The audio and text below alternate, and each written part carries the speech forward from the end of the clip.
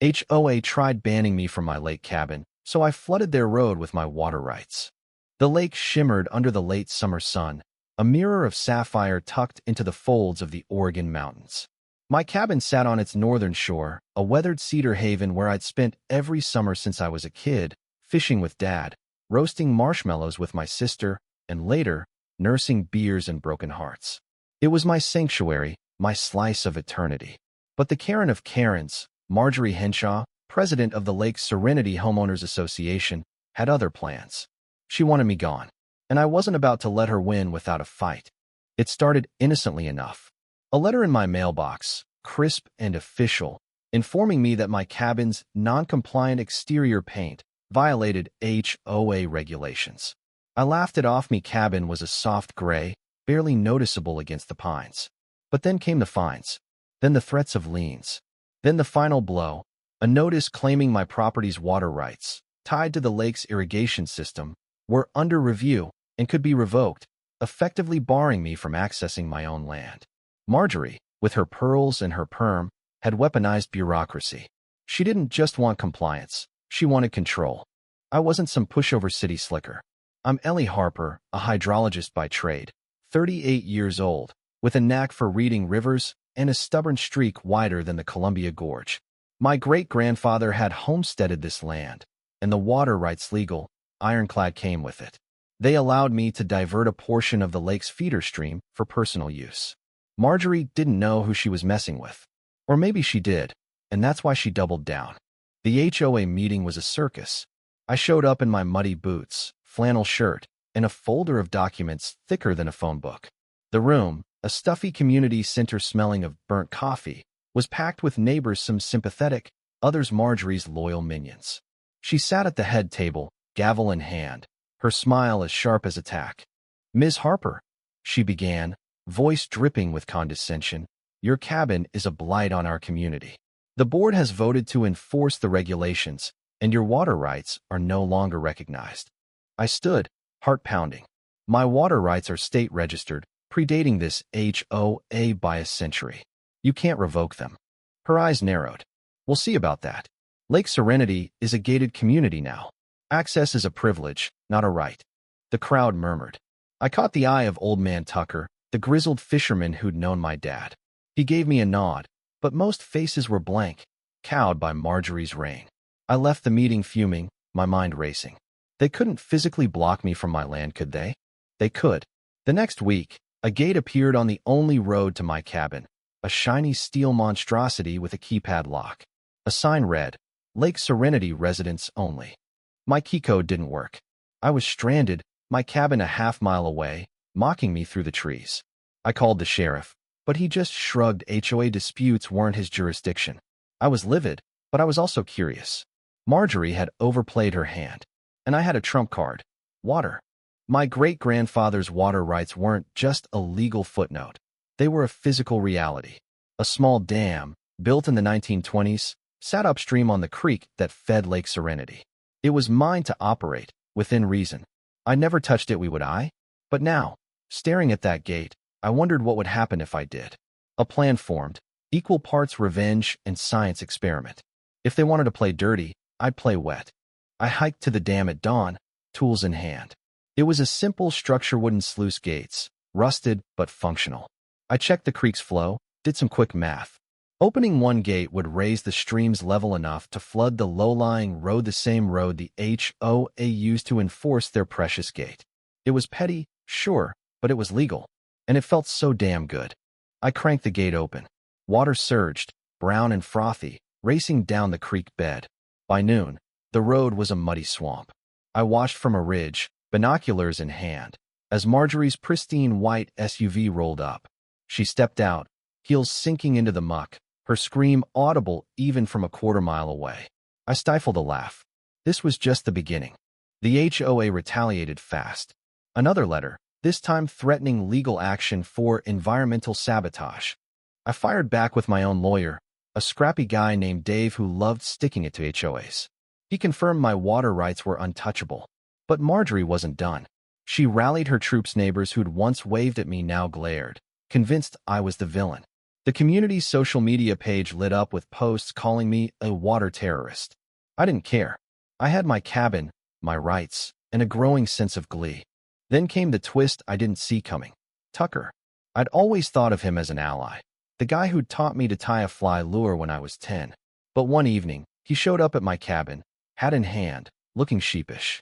"Ellie," he said, voice low, "you gotta stop this. Marjorie's got dirt on me. If I don't back her, she'll ruin me." I blinked. "Dirt? What kind?" He sighed, eyes on the floor. "Back in '98, I borrowed some money from the community fund. Never paid it back. She found the records. Says she'll press charges unless I vote her way." I felt a pang of betrayal, but also pity. Tucker wasn't a bad guy. He was trapped. "What does she want?" I asked. "She wants you out. Says if I convince you to sell, she'll drop it." I laughed, bitter. "She's dreaming. But thanks for the heads up, Tuck." He left, shoulders slumped. I sat on my porch, staring at the lake. Marjorie wasn't just fighting Mesh, was tearing the community apart, pitting neighbor against neighbor. I'd underestimated her. But she'd underestimated me, too. I doubled down. I opened a second sluice gate. The road became a river, impassable even by truck. HOA meetings were canceled. Nobody could get to the community center. Marjorie's SUV got stuck, towed out by a tractor. I posted a video of it on the community page, captioned, "Who's the water terrorist now?" It got 200 likes before the admins deleted it. I was winning, but it felt hollow. The lake, once a place of peace, was now a battlefield. Then came the wildfire. It started small, a spark in the dry hills to the west, but August winds whipped it into a monster. By nightfall, flames licked the horizon, smoke choking the air. The sheriff ordered an evacuation. I packed my truck photos, Dad's old fishing rod, my laptop, and headed for the road. But the gate was still there, locked. And the flooded road was now a death trap, too muddy for my tires. Panic set in. I called 911, but lines were jammed. I hiked to the dam, lungs burning, and slammed the gates shut. The water slowed, but it was too late. The road was still a mess, and the fire was closing in. I stumbled back to my cabin, praying for a miracle. That's when I saw her, Marjorie, of all people, driving a beat-up Jeep through the woods, bypassing the road entirely. She skidded to a stop, face pale under her perfect makeup. "Get in," she screamed. I froze. "Why the hell should I trust you?" "Because I'm not a monster, Ellie. The fire's gonna kill us both." I had no choice. I grabbed my bag and jumped in. She floored it, navigating deer trails like a pro. We didn't speak, the roar of the fire and the crunch of tires filling the silence. 10 minutes later, we hit the highway, safe. I glanced at her, expecting smugness, but she just looked tired. "Why?" I asked. She gripped the wheel. "I wanted control, not this." Nobody was supposed to get hurt. I didn't know what to say. The woman who'd made my life hell had just saved it. We drove to the evacuation center in silence, the weight of everything, her schemes, my revenge, the fire pressing down. The next day, the fire spared my cabin but torched half the community, including Marjorie's house. She stood in the ashes, pearls gone, hair a mess, looking smaller than I'd ever seen her. I approached, unsure why. "I'm sorry," I said. "About your house." She laughed, a broken sound. "I deserved it. But you didn't deserve what I did." I nodded, throat tight. "We both went too far." She met my eyes. "Truce. Truce." We shook hands, two women who'd burned bridges and nearly burned a forest. I walked away, back to my cabin, the lake still sparkling like nothing had happened. But everything had changed. The truce with Marjorie felt like a fragile thread, stretched taut over the smoldering ruins of Lake Serenity. My cabin stood untouched, a stubborn sentinel against the chaos, but the community was a ghost of itself. Charred pines loomed like skeletons, and half the homes were reduced to ash. The lake, though, sparkled on, indifferent to our human dramas. I wanted to believe we could rebuild not just the houses, but the trust. But life, like water, has a way of eroding even the best intentions. I spent the next week helping where I could. I hauled debris with neighbors, shared my generator, and even cooked a pot of chili for the volunteers. Marjorie was there too, quieter now, her usual sharpness dulled. She worked harder than anyone, lugging blackened timbers in jeans and a t-shirt, her pearls nowhere in sight. I caught her once, staring at the lake, tears cutting tracks through the soot on her face. I didn't approach. Some wounds need space to breathe. But the peace didn't last. A new letter arrived, this time from the state's Department of Water Resources. My heart sank as I read it. My water rights were under investigation for misuse during the flood. The Homer Jury's board had filed a complaint, claiming my actions endangered the community. I stared at the paper, betrayal burning hotter than the wildfire. Truce? What a joke. She'd played me, saved my life only to stab me in the back. I confronted her at the community center, now a makeshift relief hub. She was sorting canned goods, her hair tied back with a bandana. I slapped the letter on the table. Explain this, I demanded. She glanced at it, then at me, her face unreadable. I didn't file that, Ellie. Bullshit. Your board did. Same difference.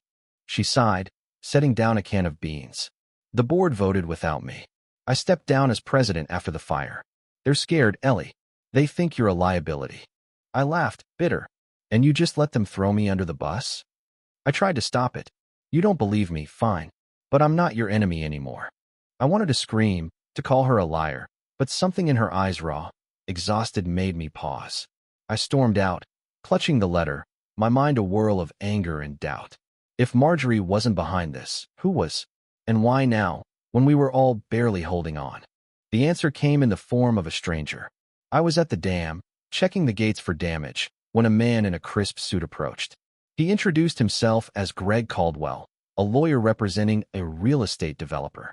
His smile was too polished, his handshake too firm. Ms. Harper, he said, my client is interested in acquiring your property. The lake's prime real estate, especially now, with the community vulnerable. I crossed my arms. Not for sale. He chuckled, unfazed. Hear me out. The HOA's in disarray, and your water rights are a legal mess. Sell now, you walk away with a tidy sum. Fight, and you'll lose everything in court. I squinted at him. You're behind the complaint, aren't you? His smile didn't waver. I represent my client's interests. Think about it, Ellie. You don't want this headache. I told him to get lost, but his words lingered like smoke. A developer circling, the HOA turning on me, Marjorie's supposed neutrality, it all felt like a trap closing in. I dug into my records, spending nights poring over deeds and water law. My rights were solid, but Caldwell was right about one thing. Fighting would be a war. And wars have collateral damage. That's when Tucker reappeared. I found him at the lake's edge, casting a line, his old dog snoring at his feet. He looked older, the weight of Marjorie's blackmail still heavy. Ellie, he said, not meeting my eyes. I heard about the complaint. I'm sorry. I sat beside him, picking up a pebble. You know anything about a developer sniffing around? He nodded, slow. Caldwell's been at the bar, buying rounds, asking questions. Says he wants to turn the lake into a resort. Some folks are tempted, fire wiped out their savings. I tossed the pebble into the water, watching ripples spread. And you? He reeled in his line, empty. I'm tired, Ellie. But I owe you. Marjorie's not the one you gotta watch. It's Karen number 2 Linda Phelps. She's interim president, and she's cozy with Caldwell. Linda Phelps. I should have seen it. She was Marjorie's shadow, always nodding at meetings, her smile as fake as her highlights. She'd been quiet since the fire, but now it made sense she was biding her time, ready to sell us all out for a developer's paycheck. I thanked Tucker and headed home, my plan taking shape. If Linda thought she could outmaneuver me, she was in for a surprise. But this time, I wouldn't act alone. I called a meeting, not an official HOA one, but a gathering of neighbors who still had a shred of loyalty to the lake. We met at my cabin, a dozen of us crammed around my dining table. Old man Tucker was there, along with the Millers, who'd lost their home, and even Marjorie, who showed up uninvited. I laid it all out. Caldwell's offer, Linda's betrayal, the threat to our water rights.